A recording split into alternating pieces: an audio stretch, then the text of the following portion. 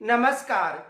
आज हमें जो बाणगंगा नदी है यानी बंगाल की खाड़ी का जो अपवा तंत्र, उसमें जो बाणगंगा नदी है उसको शामिल किया गया है। लेकिन जो वर्तमान में जो पाठ्य पुस्तक है उनमें जो बाणगंगा है उसे आंतरिक अपवा तंत्र की नदी बताई गई है। लेकिन इसका जो जल है वो सीधा यमुना नदी में जाकर गिरता है जो बंगाल की खाड़ी के अपवा तंत्र में शामिल है। तो आज हम जो बाणगंगा नदी है उसका अध्ययन करेंगे। देखो, बाणगंगा नदी एक ऐसी नदी है चंबल के बाद जो अपना जल सीधा यमुना नदी में डालती है। एग्जाम में यहां से प्रश्न भी बन चुका है कि राजस्थान में बहने वाली ऐसी कौन सी नदी है, यानी राजस्थान में बहने वाली ऐसी कौन सी नदी है जो अपना जल यमुना में डालती है। तो देखो, राजस्थान में बहने वाली तो चंबल भी है जो अपना जल यमुना में डालती है। इनके अलावा जो बाणगंगा नदी है ये भी अपना जल यमुना में डालती है। लेकिन यदि राजस्थान की नदी पूछे कि राजस्थान की ऐसी कौन सी नदी है जो अपना जल सीधा यमुना नदी में डालती है, तो कौन सी नदी है? बाणगंगा नदी। इनके अलावा देखो, जो बाणगंगा नदी है इस नदी के जो बेसिन या बहाव क्षेत्र है यहां पर एक सभ्यता भी विकसित हो चुकी है जिसका नाम था बैराट सभ्यता। यह भी प्रश्न बनता है कि जो बैराट सभ्यता है किस नदी के तट पर विकसित है। तो बैराट सभ्यता जो बाणगंगा नदी है यहां पर, यानी जो बाणगंगा नदी का जो बेसिन है यहां पर विकसित हुई है। तो आज हम जो बाणगंगा नदी है उसका अध्ययन करेंगे। तो देखो, बाणगंगा नदी का जो उद्गम है, यदि उद्गम की बात करें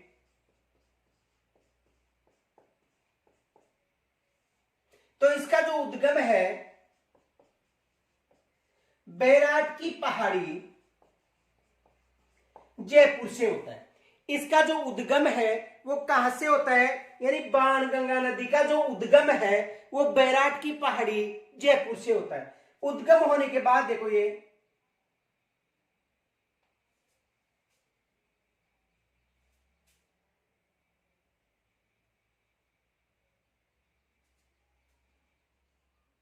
देखो, इसका बहाव क्षेत्र जयपुर है, जयपुर के बाद दौसा और दौसा के बाद भरतपुर। यानी जो बाणगंगा नदी है यदि इसके बहाव क्षेत्र की बात करें तो इसका जो बहाव क्षेत्र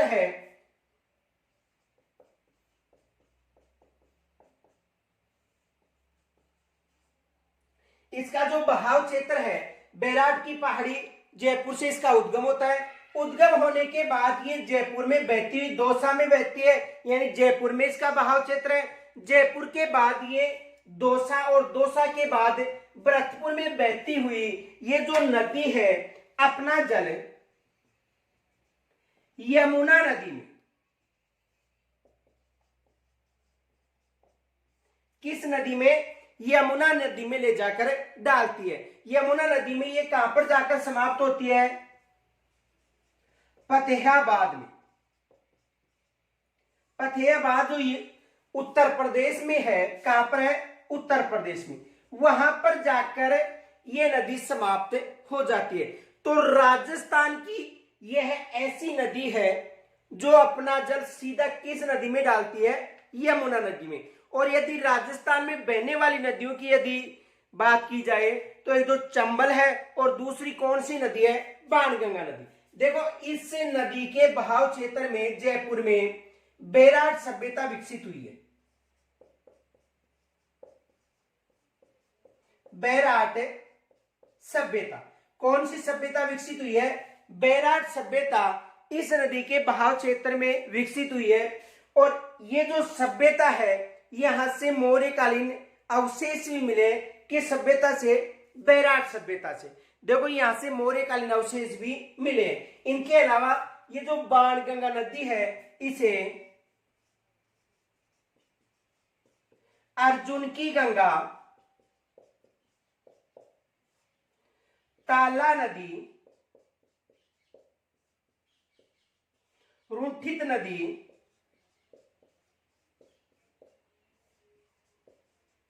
के नाम से भी जाना जाता है। यानी देखो, इसे अर्जुन की गंगा भी कहा जाता है, ताला नदी भी कहा जाता है और रुंटित नदी भी कहा जाता है। किसे कहा जाता है? बाणगंगा नदी को।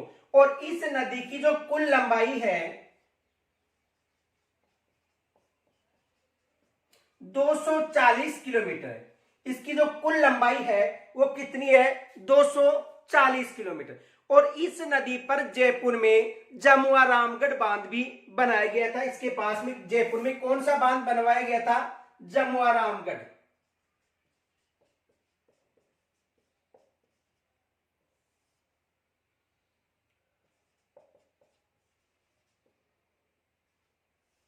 कौन सा बांध बनवाया गया था? जमुआ रामगढ़ बांध बनाया गया था। किस नदी पर? बाणगंगा नदी पर। तो देखो, बाणगंगा नदी का जो उद्गम है बैराट से होता है, जिसे प्राचीन समय में विराट नगर के नाम से जाना जाता था। प्राचीन समय में किसके नाम से जाना जाता था? विराट नगर के नाम से जाना जाता था, जो मत्स्य जनपद की राजधानी थी। तो उद्गम कहां से होता है? बैराट की पहाड़ी से। उसके बाद जयपुर, जयपुर के बाद दौसा और भरतपुर में बहती हुई ये नदी यमुना नदी में अपना जल ले जाकर डालती है। और इस नदी को अर्जुन की गंगा, ताला नदी और उठिन नदी के नाम से भी जाना जाता है। इस नदी के बहाव क्षेत्र में जयपुर में जो बैराट सभ्यता है वो विकसित हुई है। इनके अलावा इसकी जो कुल लंबाई है 240 किलोमीटर है और ये राजस्थान में बहने वाली एकमात्र प्रमुख ऐसी नदी मानी जाती है जो अपना जल सीधा यमुना में ले जाकर डालती है। यदि चंबल की बात करें तो चंबल राजस्थान में बहने वाली नदी है, बल्कि राजस्थान की नदी नहीं है वो। तो यदि राजस्थान की नदी की यदि बात की जाए तो कौन सी नदी आएगी? बाणगंगा नदी। तो यहां तक स्क्रीनशॉट ले सकते हो।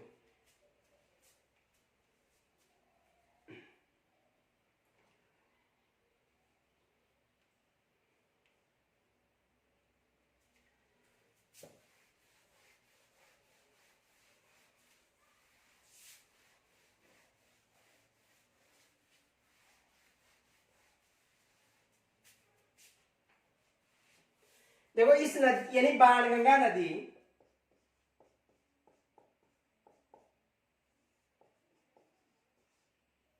देखो, बाणगंगा नदी है।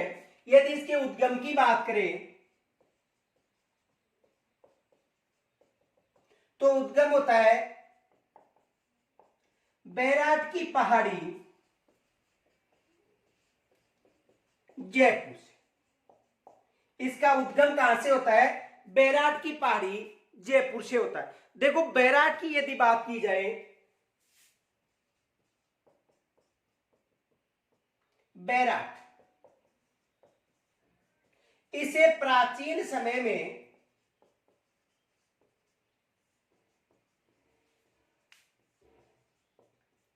यानी बैराट को प्राचीन समय में विराट नगर, यानी जो बैराट है इसे प्राचीन समय में विराट नगर के नाम से जाना जाता था।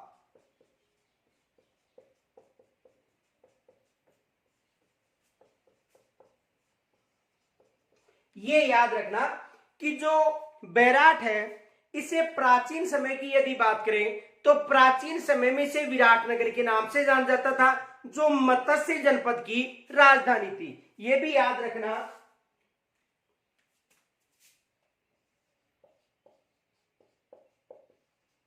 मत्स्य जनपद की राजधानी किस जनपद की राजधानी थी? मत्स्य जनपद की राजधानी थी। और यदि मत्स्य संघ की, देखो मत्स्य जनपद अलग था, मत्स्य जनपद एक प्राचीन समय में जनपद था, लेकिन जो मत्स्य संघ है तो मत्स्य संघ तो जो राजस्थान का एकीकरण किया गया था, उस एकीकरण का प्रथम चरण कौन सा था? मत्स्य संघ। तो मत्स्य संघ की बात करें तो मत्स्य संघ की तो राजधानी अलवर थी। एग्जाम में देखो प्रश्न बन सकता है। देखो, मत्स्य जनपद की राजधानी पूछी जाए तो मत्स्य जनपद की राजधानी तो कौन सी थी? विराट नगर। यह मत्स्य जनपद की राजधानी थी, जिसे वर्तमान में बैराट के नाम से जाना जाता है। लेकिन यदि मत्स्य संघ की बात करें मत्स्य संघ। यदि मत्स्य संघ की बात करें तो जो मत्स्य संघ है इसकी जो राजधानी थी वो अलवर थी। राजधानी कौन सी थी? मत्स्य संघ की राजधानी पूछी जाए अलवर बतानी है। और यदि मत्स्य जनपद की बात करें तो इसकी जो राजधानी थी वो विराटनगर, जिसे वर्तमान में बैराट के नाम से जाना जाता है। इस मत्स्य संघ में देखो कौन कौन सी रियासत थी। एक अलवर रियासत शामिल थी,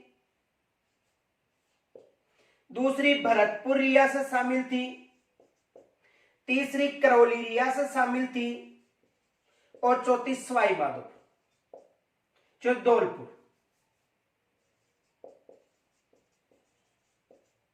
तो कौन कौन सी रियासत शामिल थी?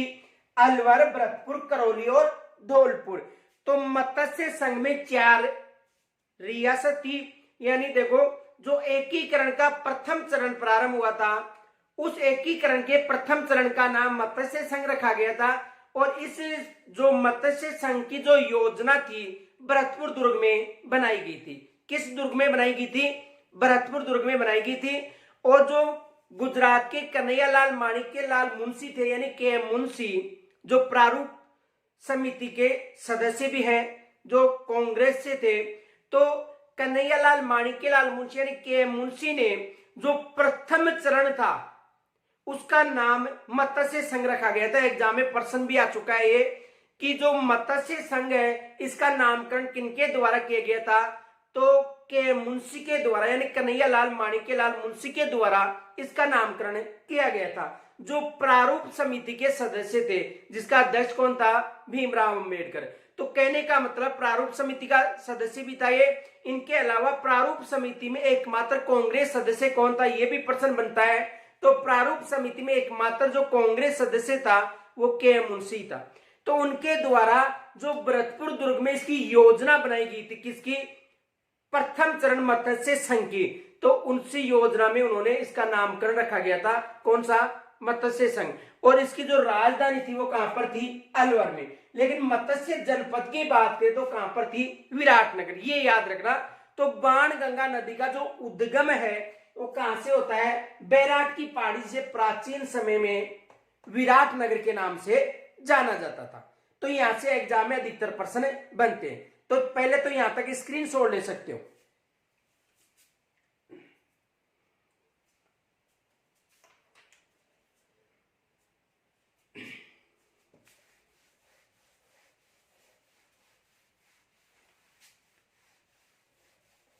अब देखो इसका जो समापन है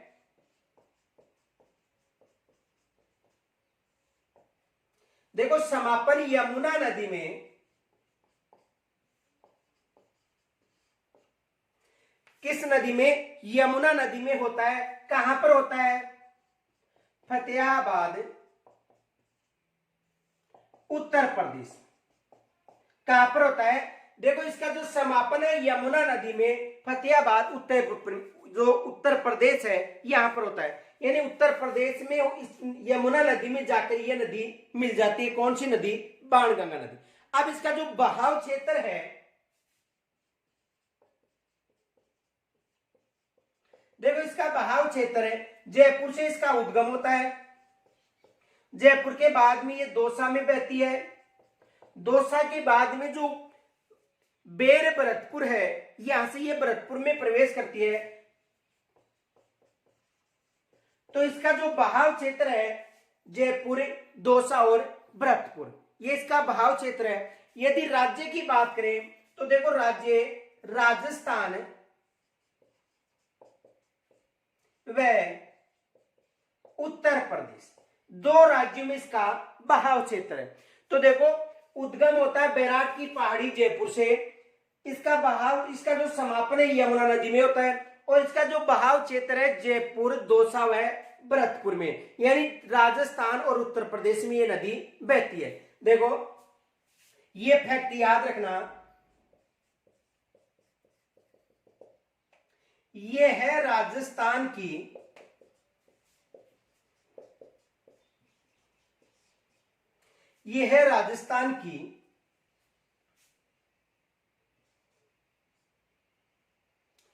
प्रमुख नदी है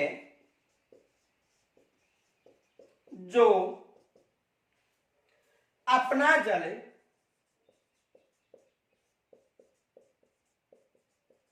सीधा यमुना में ले जाकर डालती है। ये याद रखना।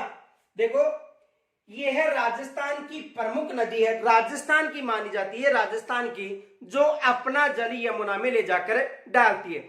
अब एग्जाम में प्रश्न आया हुआ है, देखो कि राजस्थान की ऐसी कौन सी नदी है जो अपना जल सीधा यमुना में डालती है? तो कौन सी नदी है? बाणगंगा। यानी चंबल के बाद, राजस्थान में बहने वाली चंबल के बाद ये दूसरी नदी है जो अपना जल सीधा कहां पर ले जाके डाल रही है? यमुना में। अब इनके अलावा जो नवीन जो एनसीईआरटी की पुस्तक आई है, उन पुस्तकों में जो बाणगंगा है उसे आंतरिक अपवा तंत्र की नदी बता रखी है। ये भी याद रखना। जो हाल ही में जो एनसीईआरटी के द्वारा जो राजस्थान सामान्य अध्ययन की जो पुस्तकें प्रारंभ की गई हैं, जो हमारा राजस्थान के नाम से चली जाती, वो प्रारंभ है, यानी हमारे राजस्थान के नाम से चल रही हैं। तो जो हमारे राजस्थान के नाम से जो पुस्तक चल रही है, उनमें जो बाणगंगा है उसे आंतरिक अपवा तंत्र की नदी बताई गई है। ये भी याद रखना। तो देखो, ये ऐसी नदी है जो अपना जल सीधा कहां पर डाल रही है? यमुना में। तो यहां तक स्क्रीनशॉट ले सकते हो।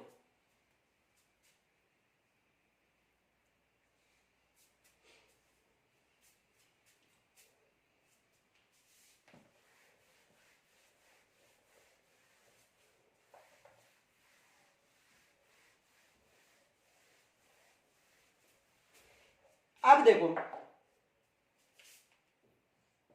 देखो इस नदी को, यानी इसे अर्जुन की गंगा,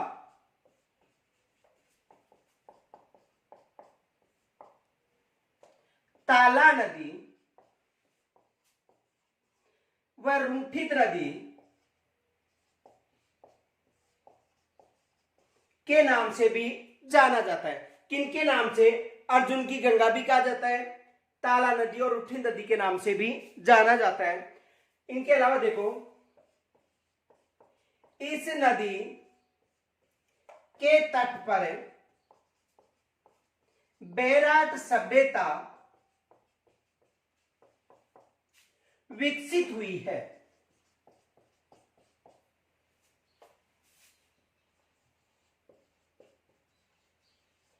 कौन सी सभ्यता विकसित हुई है? बैराट सभ्यता विकसित हुई है। किस नदी के तट पर? जो बाणगंगा नदी है। इनके अलावा देखो,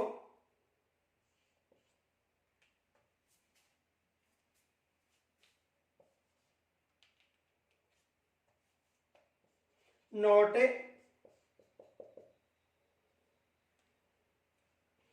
इस नदी के तट पर जमुआ रामगढ़ बांध निर्मित है।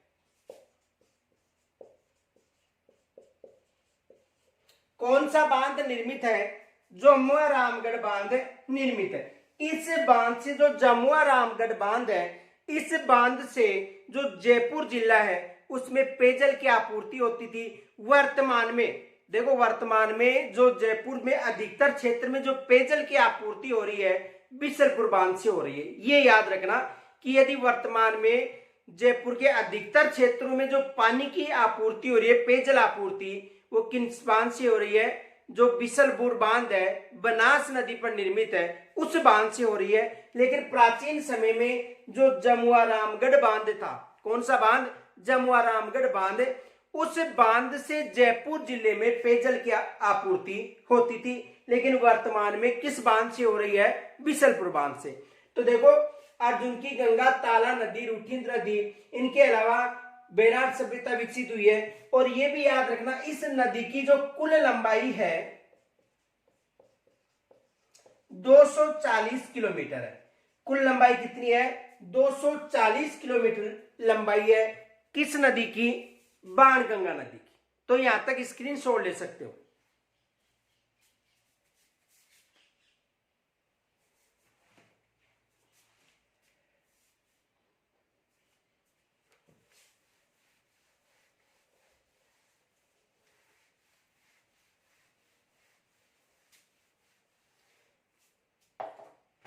इनके अलावा देखो,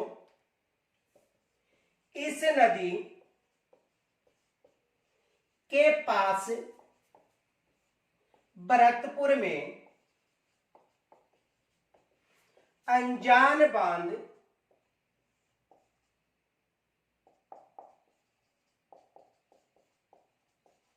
निर्मित है। देखो, इस नदी के पास जो भरतपुर क्षेत्र है वहां पर कौन सा बांध निर्मित है? अनजान बांध निर्मित है, ये याद रखना। देखो, ये बांध है अनजान बांध, इस बांध से, ये याद रखना, किस बांध से?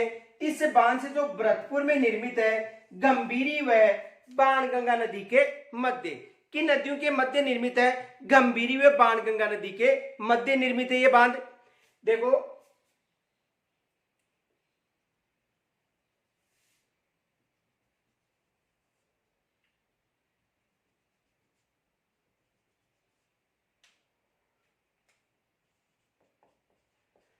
बाणगंगा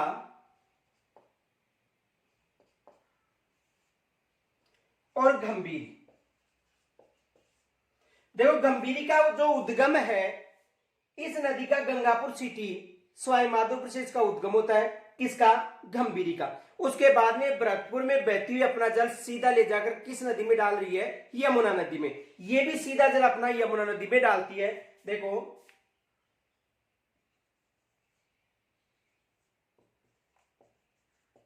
यमुना नदी, और इसका उद्गम कहां से होता है? गंगापुर सिटी सवाई माधोपुर से। कहां से होता है? गंगापुर सिटी सवाई माधोपुर से इसका उद्गम होता है। किस नदी का? गंभीरी नदी का। और इस नदी की एक सहायक नदी भी है, गंभीरी की पार्वती नदी। गंभीरी की सहायक नदी कौन सी है? पार्वती। इन दोनों के मध्य यहां पर कौन सा बांध निर्मित है? अनजान बांध। कौन सा बांध निर्मित है? अनजान बांध। किन नदियों के मध्य निर्मित है? बाणगंगा व गंभीरी के मध्य निर्मित है। किन नदियों के मध्य निर्मित है? ये बांध बाणगंगा और गंभीरी के मध्य निर्मित है। अब देखो, इस बांध से, अनजान बांध से गना पक्षी अभ्यारण्य कहां पर है? भरतपुर। देखो, केवला देव गना पक्षी अभ्यारण्य या तो केवला देव गना पक्षी अभ्यारण्य, तो केवला देव गना पक्षी अभ्यारण्य जो कहां पर है? भरतपुर में। इस अभ्यारण्य में जो पक्षी हैं उनकी पानी की आपूर्ति किस बांध से होती थी?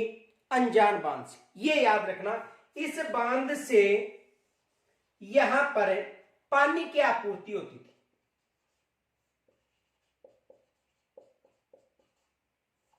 देखो, यानी बाणगंगा और गंभीरी के मध्य, याद रखना, यहां से एग्जाम में प्रश्न बन सकता है।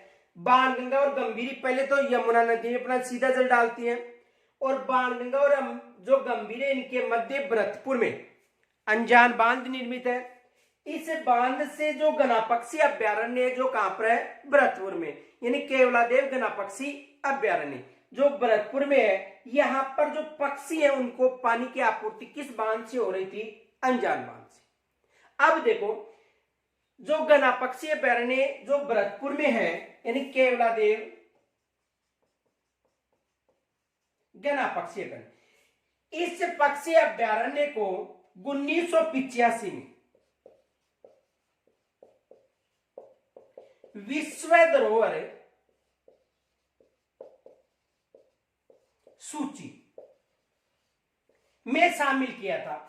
यानी जो केवलादेव गनापक्षी अभ्यारण्य है जो भरतपुर में है, इसे यूनेस्को के द्वारा, देखो दो संस्था याद रखनी है, यूनेस्को जो विश्व धरोहर सूची में शामिल करती है, और एक यूनिसेफ जो बच्चों के कल्याण संबंधी संस्था है। तो यूनेस्को ने 1985 में ये जो अभ्यारण्य है इसे विश्व धरोहर सूची में शामिल किया है। ये याद रखना, एग्जाम में प्रश्न बन सकता है। तो देखो, इस बांध से इस अभ्यारण्य को पानी की आपूर्ति होती थी। अब देखो, जो वर्तमान में इन नदियों के द्वारा, ये जो दोनों नदी हैं मौसमी नदी हैं, यानी कहने का मतलब वर्षा ऋतु में यदि यहाँ पर वर्षा होती है तो इसमें पानी का बहाव होता है, वर्षपर्यंत नदी नहीं है, ये मौसमी नदी है। यहाँ पर यदि नदियों का बहाव क्षेत्र, इसके कारण यहाँ पर पानी आता था। इन नदियों के बहाव में वर्षा न होने के कारण यहाँ पर पानी की कमी हो गई, और जैसे ही पानी की कमी हुई तो जो यूनेस्को था, जिन्होंने घना पक्षी अभ्यारण्य को विश्व धरोहर सूची में शामिल किया था, उन्होंने ये चेतावनी दी कि यदि यहाँ पर पानी की आपूर्ति नहीं होती है तो जो केवलादेव घना पक्षी अभ्यारण्य है इसे विश्व धरोहर सूची से हटा दिया जाएगा, क्योंकि यहाँ पर शीतकाल में साइबेरिया सारस जैसे पक्षी, यानी जो एशिया के, जो मध्य एशिया संबंधी जो पक्षी हैं, वो शीतकाल में कहां पर आते हैं, केवलादेव घना पक्षी अभ्यारण्य। तो यदि यहाँ पर पानी की आपूर्ति नहीं होती है तो इस अभ्यारण्य को विश्व धरोहर सूची से हटा दिया जाएगा। और इस अभ्यारण्य को विश्व धरोहर सूची में कब शामिल किया गया था, 1985 में। अब देखो, राज्य सरकार ने जो पांचना बांध है, कौन सा बांध, पांचना बांध है, ये कहां पर निर्मित है, करौली में।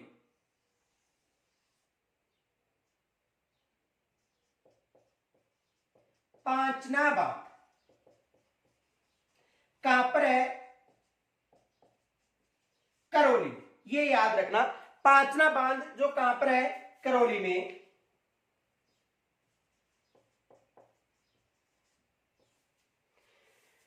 पांचना बांध जो करौली में है, 5 नदियों का जलाकर गिरता है, और यदि यहां पर इन 5 नदियों में यदि भारी वर्षा होती है तो यहां पर बाढ़ की स्थिति हो सकती है। इस कारण इस बांध से एक नहर निकाली गई है जिसे चूली देह जल परियोजना के नाम से जाना जाता है। यदि यहाँ पर पानी अधिक हो जाता है तो उसका जल बाहर निकाला जाता है, तो उसे चूली देह जल परियोजना के नाम से पुकारा गया। तो वर्तमान में पांचना बांध का जो जल है वो यहां पर लाया जाएगा, कहां पर है, यानी इस बांध का जल कहां पर लाया जाएगा, अंजान बांध में। और उसके बाद में जो घना पक्षी अभ्यारण्य है, यहां पर पानी की आपूर्ति की जाएगी। देखो एग्जाम में प्रश्न क्या बन सकता है, एक तो पहला याद रखना विशेष कि पांचना बांध मिट्टी से निर्मित सबसे बड़ा बांध है, और इसमें 5 नदियों का जलाकर गिरता है, और यहां पर वर्षा ऋतु में पानी अधिक होने के कारण इसका जो जल बाहर निकालने के लिए एक नहर बनाई गई है जिसे चूली देह जल परियोजना के नाम से भी जाना जाता है। इनके अलावा देखो, जो बाणगंगा और गंभीरी है, इनके मध्य कौन सा बांध है, अंजान बांध है। ये भी एग्जाम में कई बार देखो ये भी आ जाता है कि बाणगंगा नदी के पास में निर्मित है, कई बार एग्जाम में गंभीरी के पास, लेकिन दोनों के पास है। और यदि दोनों नदियां ऑप्शन में हो तो सबसे पहले वरीयता किसको देनी है, बाणगंगा नदी को। किस नदी को, सबसे पहले बाणगंगा को। तो अंजान बांध से जो केवलादेव घना पक्षी अभ्यारण्य है जिसे विश्व धरोहर सूची में शामिल किया गया है, इस अभ्यारण्य को 1985 में विश्व धरोहर सूची में शामिल किया गया था। ये पक्षी अभ्यारण्य है। देखो इनके अलावा दूसरा प्रश्न ये भी बन सकता है कि यहां पर अधिकतर साइबेरिया सारस जैसे पक्षी देखने को मिले। कहां पर, घना पक्षी अभ्यारण्य जो भरतपुर में है, यहां पर साइबेरिया सारस जैसे पक्षी देखने को मिले। और साइबेरिया सारस भारत में 2 स्थानों पर देखने को मिलते हैं। एक कच्छ क्षेत्र जो गुजरात में, कच्छ की रण क्षेत्र, वहां पर साइबेरिया सारस पक्षी मिलेगा। और दूसरा कहां पर मिलता है, केवलादेव घना पक्षी अभ्यारण्य के पास।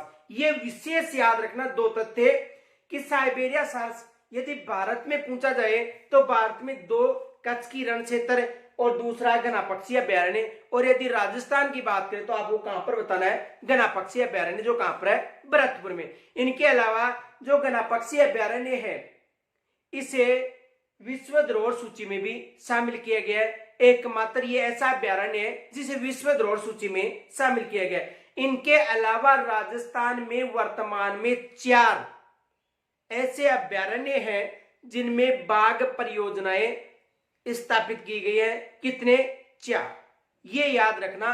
अब आपको पहला है जो बाघ परियोजना 1973 में प्रारंभ हुई थी बाघ परियोजना, तो उसके अनुसार देखो, पहला जो रणथंभौर अभ्यारण्य था दूसरा सरिस्का था, तीसरा था जो दरा जिसे मुकुंदरा हिल्स के नाम से भी जाना जाता है, और चौथा जो अभ्यारण्य शामिल किया गया है वो आपको कमेंट्स के द्वारा ये बताना है, जिसे मई 2022 में जो स्वीकृति मिली है। तो कौन सा चौथा जो अभ्यारण्य है जिसमें बाघ परियोजनाएं प्रारंभ की गई है, ये आपको कमेंट्स के द्वारा बतानी है। तो पहले तो यहां तक स्क्रीनशॉट ले सकते हो।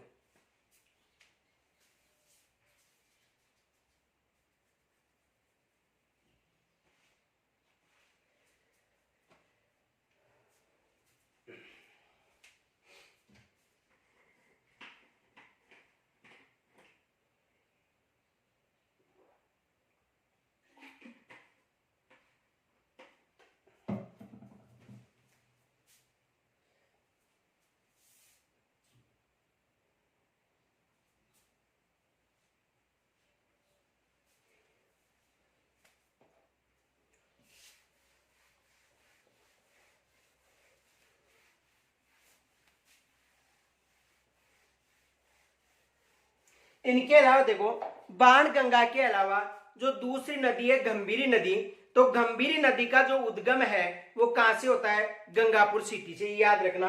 देखो गंभीरी नदी, इसका जो उद्गम है गंगापुर सिटी, सवाई माधोपुर से होता है।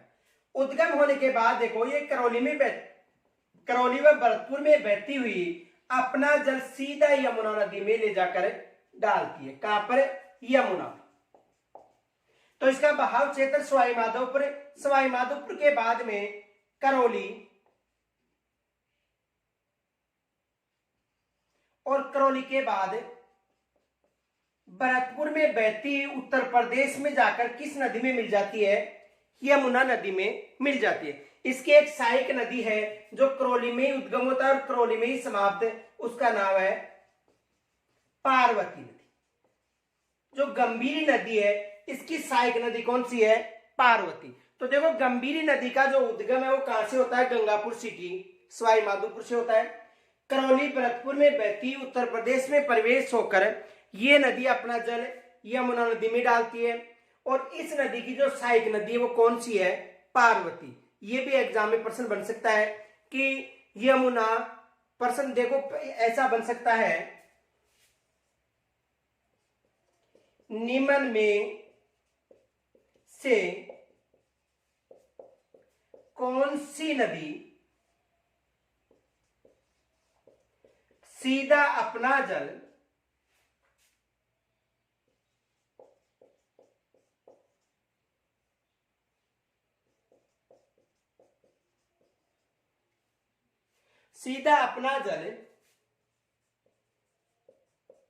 यमुना नदी में डालती है? तो देखो निम्न में से कौन सी नदी सीधा अपना जल यमुना में डालती है? तो याद रखना, देखो ये तो चंबल जो राजस्थान में बहती है, दूसरी बाणगंगा और तीसरी गंभीरी, ये तीन नदी विशेष याद रखना, एग्जाम में ये प्रश्न बन सकता है। सीधा जल देखो चंबल भी डालती है, बाणगंगा भी डालती है और गंभीरी। यदि राजस्थान की नदी पूछे तो राजस्थान की बाणगंगा व गंभीरी नदी। राजस्थान की कौन सी नदी है? बाणगंगा व गंभीरी नदी। तो यहां तक स्क्रीनशॉट ले सकते हो।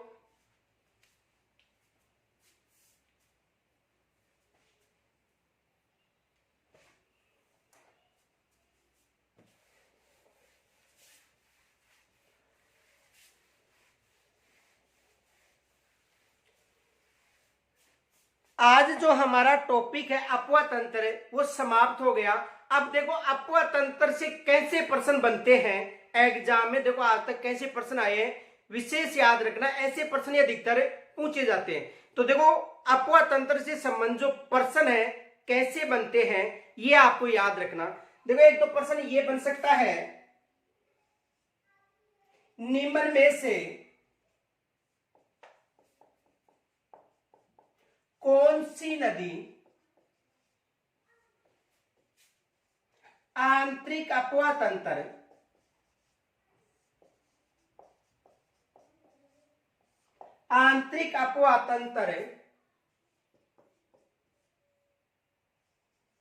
की है। एक तो ये प्रश्न बन सकता है कि निम्न में से कौन सी नदी आंतरिक अपवा तंत्र की नदी है। अब देखो उसमें 3 नदियां बंगाल की खाड़ी या अरब सागर से दे दी जाएंगी और एक नदी आंतरिक अपवा तंत्र की। देखो जैसे ऑप्शन में मिल गया आपको, वहां पर है चंबल, बे में मिल गया लूनी, से में मिल गया पश्चिमी बनास और द में मिल गया घग्गर।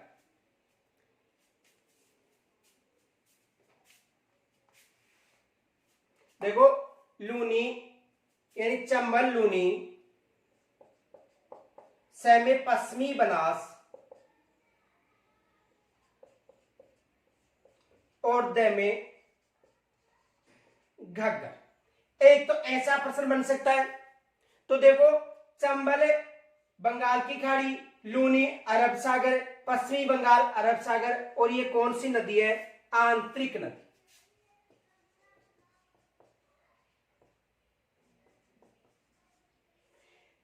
एक तो ऐसा प्रश्न बन सकता है, याद रखना। एक तो ये प्रश्न बन सकता है कि निम्न में से ऐसी कौन सी नदी है जो आंतरिक अपवा तंत्र की है, या दूसरा ये बन सकता है कि निम्न में से कौन सी नदी है जो बंगाल की खाड़ी की शाखा में शामिल है या अरब सागर की शाखा में शामिल है। तो एक तो ये प्रश्न याद रखना कि आंतरिक अपवा तंत्र की नदी, जो हमारा पीछे का जो वीडियो उसमें बता रखा है कि आंतरिक अपवा तंत्र में कौन कौन सी नदी है, बंगाल की खाड़ी में कौन कौन सी नदी है और अरब सागर में कौन कौन सी नदी है। तो एक तो ये याद रखना, यहां से प्रश्न बनता है। दूसरा प्रश्न ये बनता है, देखो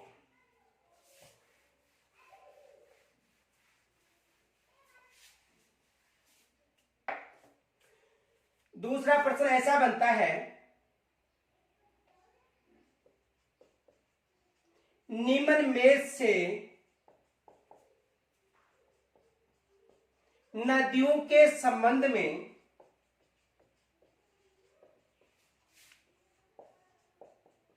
कौन सा जोड़ा गलत है?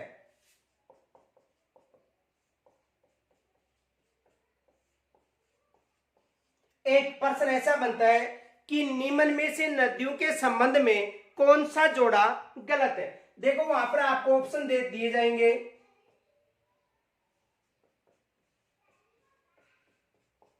बाणगंगा, घग्गर, बेमे, लूनी, खारी, सेमे, यानी बाणगंगा, घग्गर, लूनी, खारी, चंबल, पार्वती,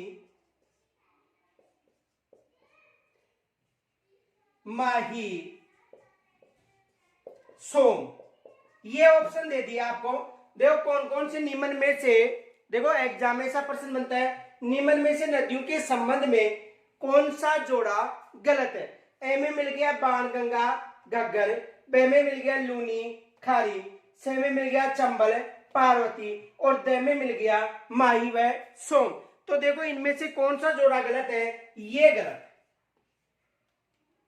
ये क्यों गलत है? देखो यानी कहने का मतलब कि बाणगंगा नदी अरब सागर बंगाल की खाड़ी के अपवा तंत्र में शामिल है और ये आंतरिक अपवा तंत्र की। एक तो इस दृष्टि से गलत है। दूसरा देखो लूनी की सहायक नदी खारी है, चंबल की सहायक नदी पार्वती है, माही की सहायक नदी सोम है, लेकिन बाणगंगा की सहायक घग्गर नदी नहीं है। एक तो इस हिसाब से गलत हो गया कि बाणगंगा की सहायक नदी घग्गर नहीं है। दूसरा देखो यानी बाणगंगा बंगाल की खाड़ी, ये आंतरिक, लूनी नदी अरब सागर, ये भी अरब सागर की, चंबल नदी, बंगाल की खाड़ी, ये भी बंगाल की खाड़ी, और ये अरब सागर और ये भी अरब सागर। दूसरा इस दृष्टि से प्रश्न बन सकता है। तो याद रखना कि जो नदियां हैं, आपको ये याद रखना कि कौन सी नदी आंतरिक अपवा तंत्र में शामिल है, कौन सी नदी बंगाल की खाड़ी के अपवा तंत्र में शामिल है, और कौन सी नदी अरब सागर के अपवा तंत्र में शामिल है। ये विशेष याद रखना, अधिकतर एग्जाम में यहां से प्रश्न बनते हैं। दूसरा प्रश्न ये बन सकता है,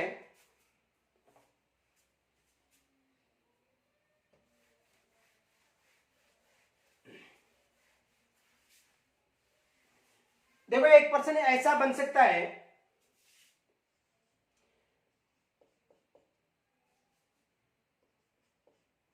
नदियों द्वारा निर्मित झीलें मीठे पानी, नदियों द्वारा निर्मित झीलें मीठे पानी यानी अधिकतर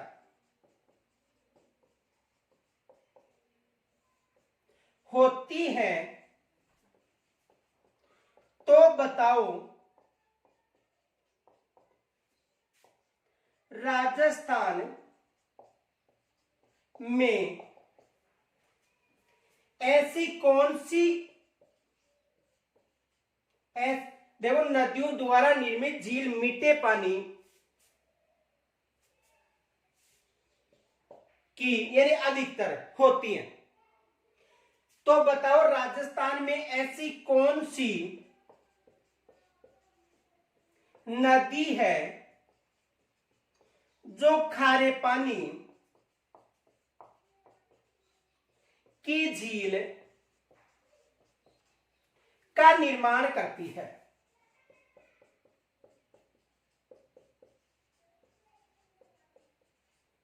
यह भी एग्जाम में प्रश्न बन सकता है।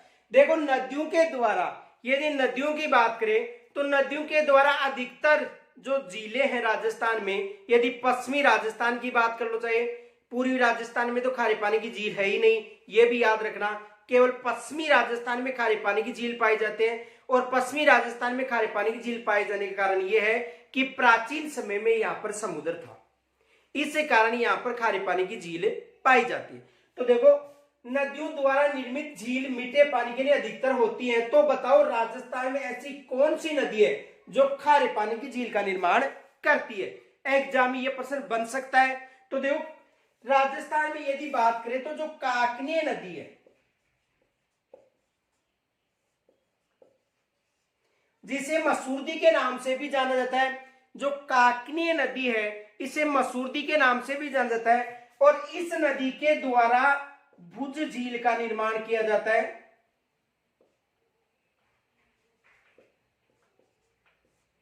जो जैसलमेर में निर्मित है, और जो भुज झील है कहां पर निर्मित है, जैसलमेर में। इस झील का जो जल है वो कैसा है, खारा, ये याद रखना। तो देखो राजस्थान में जो नदियों के द्वारा जो निर्मित झील है वो अधिकतर मीठे पानी के हैं, लेकिन जो काकनीय नदी है जिसे मसूरदी के नाम से भी जाना जाता है, और इसके द्वारा जो भुज झील का निर्माण होता है, ये कैसी झील है, खारे पानी की झील है। कैसी झील है, खारे पानी की झील है। यहां तक स्क्रीनशॉट ले सकते हो।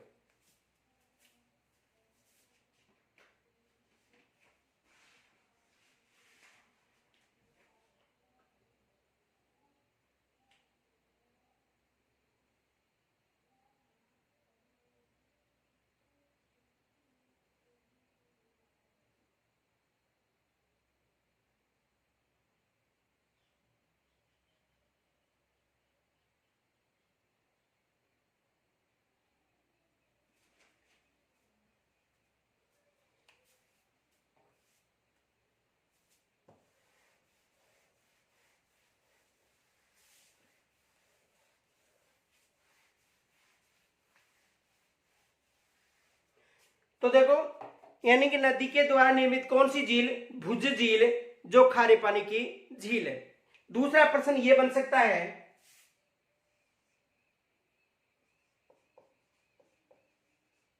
राजस्थान के वे पड़ोसी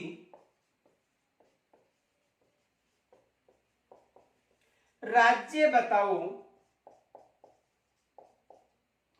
देखो, राजस्थान के वे पड़ोसी राज्य बताओ जिनसे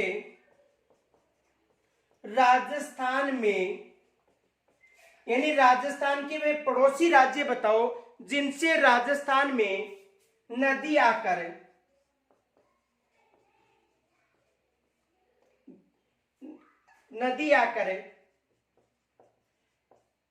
या नदी प्रवेश करती है।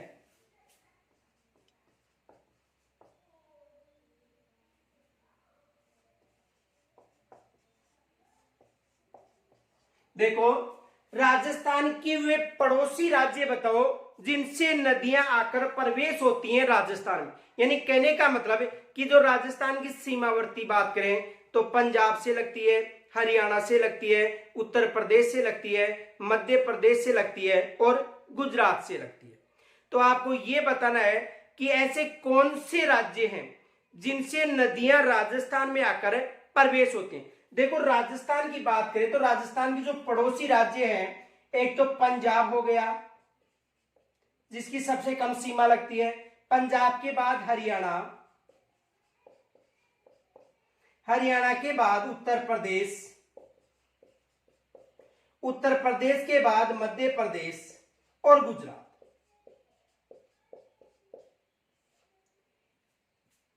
ये जो राज्य हैं ये राजस्थान के सीमावर्ती राज्य हैं। अब देखो, यदि पंजाब की बात करें तो पंजाब से राजस्थान में आकर कोई नदी नहीं मिलती है। कहां से?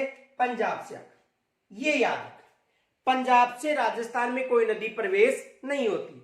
यदि हरियाणा की बात करें तो जो घग्गर नदी है जिसका उद्गम तो हिमाचल प्रदेश से होता है, लेकिन हरियाणा में बहने के बाद में राजस्थान में बहती है। उसके बाद में यदि उत्तर प्रदेश की बात करें तो उत्तर प्रदेश से कोई नदी राजस्थान में आकर नहीं मिलती है। उसके बाद यदि मध्य प्रदेश की बात करें तो अधिकतर जो पूर्वी राजस्थान में जो नदियां बहती हैं वो कहां से प्रवेश करती है? मध्य प्रदेश से। जैसे चंबल ले लो, चंबल के अलावा उसकी सहायक नदियां ले लो, इनके अलावा जो माही नदी है वो भी कहां से प्रवेश होती है? मध्य प्रदेश से। और गुजरात से कोई नदी प्रवेश नहीं होती है। तो देखो, यदि प्रवेश की बात करें तो दो ही राज्य हैं जिनसे नदियां प्रवेश होती हैं। राजस्थान के पड़ोसी दो ही राज्य हैं जिनसे नदियां राजस्थान में आकर मिलती हैं। इनके अलावा यदि बात की जाए पंजाब, उत्तर प्रदेश और गुजरात, इनसे राजस्थान में आकर कोई नदी प्रवेश नहीं होती है। दो तरह से प्रश्न बन सकता है, याद रखना। एक तो प्रश्न ये बन सकता है कि राजस्थान के वे पड़ोसी राज्य बताओ जिनसे राजस्थान में आकर नदियां प्रवेश करती है। तो केवल दो ही राज्य बताने हैं, हरियाणा और मध्य प्रदेश। दूसरा प्रश्न यह बन सकता है कि राजस्थान के वे पड़ोसी राज्य बताओ जिनसे राजस्थान में कोई नदी प्रवेश नहीं होती है। तो पंजाब, उत्तर प्रदेश और गुजरात, ये तीन ऐसे राज्य हैं जिनसे राजस्थान में कोई नदी प्रवेश नहीं होती है। इस तरह का प्रश्न भी बन सकता है।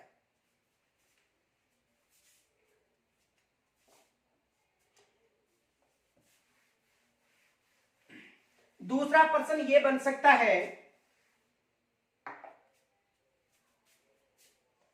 राजस्थान के पड़ोसी राज्यों में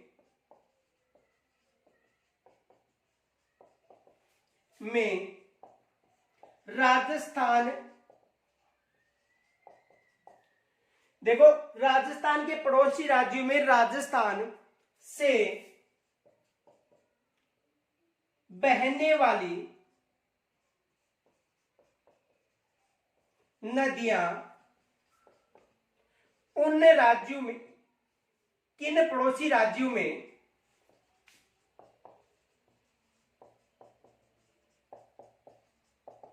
प्रवेश होती हैं।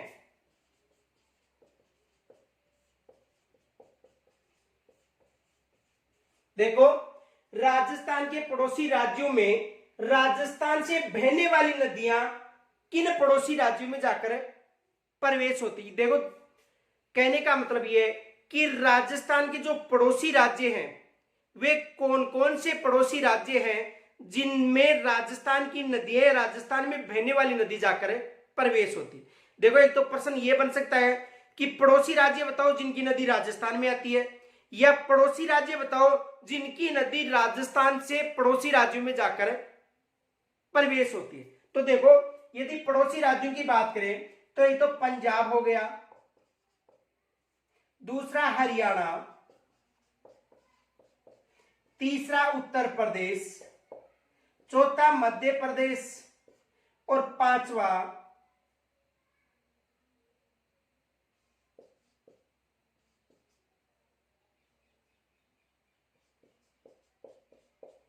गुजरात।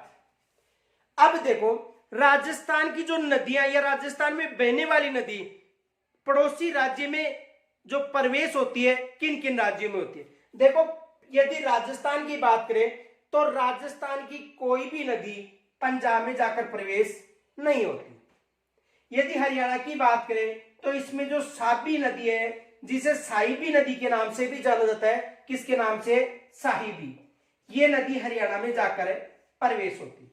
यदि उत्तर प्रदेश की बात करें तो उत्तर प्रदेश में तो पूर्वी राजस्थान की जो भी, जैसे मान लो चंबल है, चंबल के अलावा बाणगंगा है, इनके अलावा गंभीरी नदी है, तो ये जैसे चंबल है, चंबल उत्तर प्रदेश में जाकर मिलती है राजस्थान में बहने के बाद। बाणगंगा की बात करें और यदि गंभीरी की बात करें, अन्य भी नदियां हैं, तो ये नदी अपना जल ले जाकर कहां पर डाल रही है, उत्तर प्रदेश में ले जाकर डाल रही। ठीक है। अब देखो यदि मध्य प्रदेश की बात करें तो मध्य प्रदेश में आपको पिछले वीडियो में मैंने पढ़ाया था कि एक तो जो कुन्नू नदी है, कौन सी नदी, कुन्नू नदी, जो मध्य प्रदेश से निकलने के बाद राजस्थान में बहती है और राजस्थान में बहने के बाद मध्य प्रदेश में बहती हुई करौली, और यानी करौली में जाकर राजस्थान और मध्य प्रदेश की सीमा पर जाकर किसमें शामिल हो जाती है, चंबल में। दूसरा आपको पीछे वीडियो मिल जाएगा जो छोटी काली सिंध नदी है, ये भी मध्य प्रदेश के बाद में राजस्थान और राजस्थान के बाद में मध्य प्रदेश में, तो यहां पर भी नदियां आकर मिलती है। जैसे यदि कुन्नू की बात करें, छोटी काली सिंध की बात करें, ये नदियां। दूसरा जो गुजरात है तो गुजरात में पश्चिमी बनास भी जाकर मिलती है, लूनी नदी भी गुजरात में जाकर प्रवेश होती है। तो जैसे लूनी, साबरमती आदि नदियां। तो देखो केवल पंजाब ऐसा राज्य है, केवल पंजाब ऐसा राज्य है, इस राज्य में, किसमें, पंजाब में, इस राज्य में राजस्थान की कोई भी नदी जाकर नहीं मिलती है। ये याद रखना, राजस्थान का पड़ोसी राज्य पंजाब ऐसा एकमात्र राज्य है जिसमें राजस्थान की कोई भी नदी जाकर प्रवेश नहीं होती है। ये याद रखना, एग्जाम में यहां से भी प्रश्न बन सकता है। दूसरा प्रश्न देखो क्या बन सकता है, पहले इसका स्क्रीनशॉट ले सकते हो।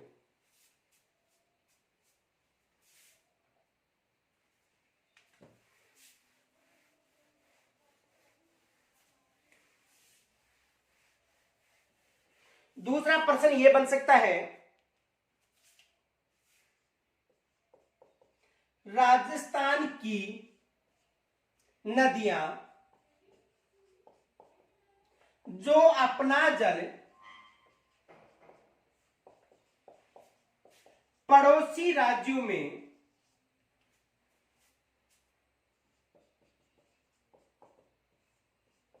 ले जाकर डालती हैं, वे राज्य कौन से है। ये भी एग्जाम में कि राजस्थान की, पहले तो ये थी कि राजस्थान में बहने के बाद, सॉरी, पड़ोसी राज्य में बहने के बाद राजस्थान में बहती हुई अपना जल पड़ोसी राज्य में।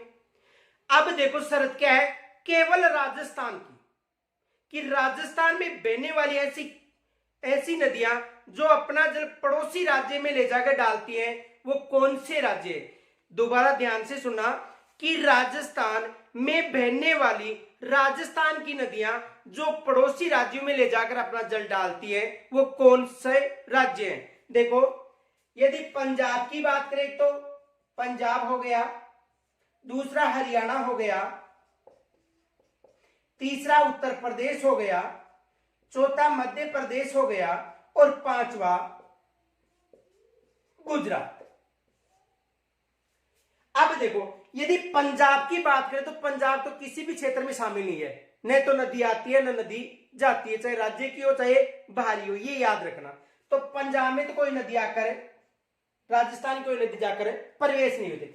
हरियाणा में राजस्थान की नदी जाकर मिलती है, कौन सी नदी? साबी नदी, जिसे साहिबी के नाम से जाना जाता है। यदि उत्तर प्रदेश में बात करें तो बाणगंगा व गंभीरी, दो नदियां हैं जो अपना जल कहां पर ले जाकर डाल रही है? उत्तर प्रदेश। यदि मध्य प्रदेश की बात करें तो मध्य प्रदेश में राजस्थान की कोई नदी अपना जल ले जाकर नहीं डालती है, तो मध्य प्रदेश में नहीं होगा, क्योंकि वो जो नदियां हैं वो मध्य प्रदेश में बहने के बाद राजस्थान में बहती, फिर मध्य प्रदेश में जाकर समाप्त होती। यदि गुजरात की बात करें तो लूनी भी अपना जल ले जाती है, साबरमती भी ले जाती है, पश्चिमी बनास भी ले जाती है, इनकी सहायक नदियां। तो दो ऐसे राज्य हैं, कौन कौन से? पंजाब और मध्य प्रदेश। दो ऐसे राज्य हैं, पंजाब व मध्य प्रदेश, जिनमें राजस्थान की कोई भी नदी अपना जल ले जाकर नहीं डालती। ये याद रखना। दो राज्य हैं, कौन कौन से हो गए? पंजाब और मध्य प्रदेश, जिसमें राजस्थान की कोई भी नदी अपना जल ले जाकर नहीं डालती है। मध्य प्रदेश से राजस्थान में आकर नदियां मिलती है। याद रखना, ऐसा प्रश्न बन सकता है। या दूसरा ऐसा प्रश्न बन सकता है कि राजस्थान के वे पड़ोसी राज्य बताओ जिनमें राजस्थान की नदियां ले जाकर अपना जल डालती हैं। तो पंजाब और मध्य प्रदेश पंजाब और मध्य प्रदेश के अलावा यदि बात करें, हरियाणा में भी ले जाकर डालती है, उत्तर प्रदेश में भी ले जाकर डालती है और गुजरात में ले जाकर भी अपना जल डालती है। तो ऐसा प्रश्न भी एग्जाम में बन सकता है, ये भी याद रखना आपको। तो ऐसे प्रश्न देखो साधारण प्रश्न है, लेकिन यदि आप इनका अध्ययन सही कर लेते हो तो साधारण प्रश्न है। और अगर आपको ये पता नहीं कि कुछ जो नदियां हैं, कौन सी नदी आंतरिक है, कौन सी नदी अरब सागरीय है, कौन सी नदी जो बंगाल की खाड़ी की अपोतंत्र की है, या किस राज्य से कौन सी नदी प्रवेश होती है, राजस्थान की कौन सी नदी किस राज्य में प्रवेश होती है, यदि ये आपको पता नहीं है तो यहां से प्रश्न गलत हो सकते हैं। तो ऐसे प्रश्न भी बन सकते हैं। इनके अलावा देखो और प्रश्न कैसे बन सकते हैं, यहां तक स्क्रीनशॉट ले सकते हो। देखो दूसरा प्रश्न एग्जामिनर ये बना सकता है,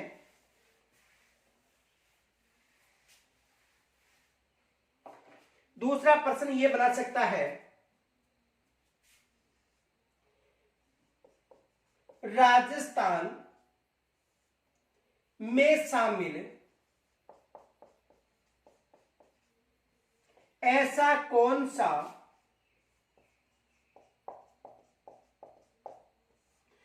राजस्थान में शामिल ऐसा कौन सा अपवाह तंत्र है जो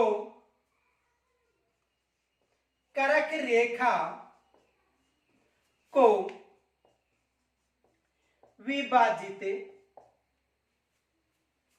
नहीं करता है।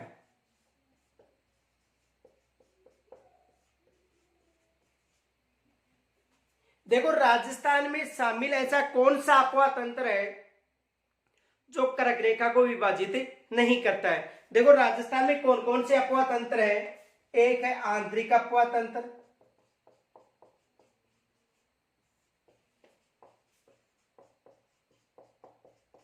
दूसरा है अरब सागरीय,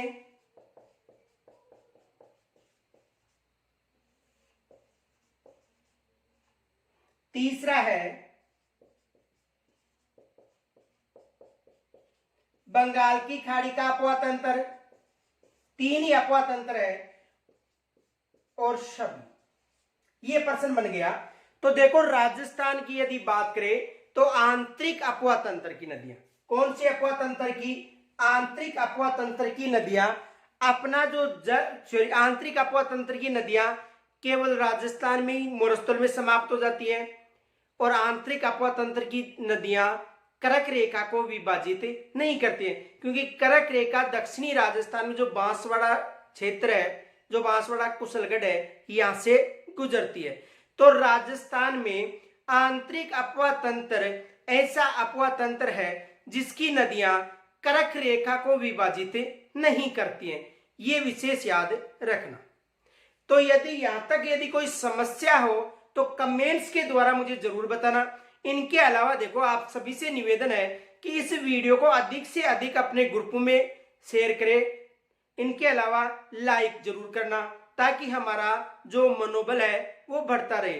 कल हम नए टॉपिक के साथ फिर मिलेंगे, तब तक के लिए नमस्कार।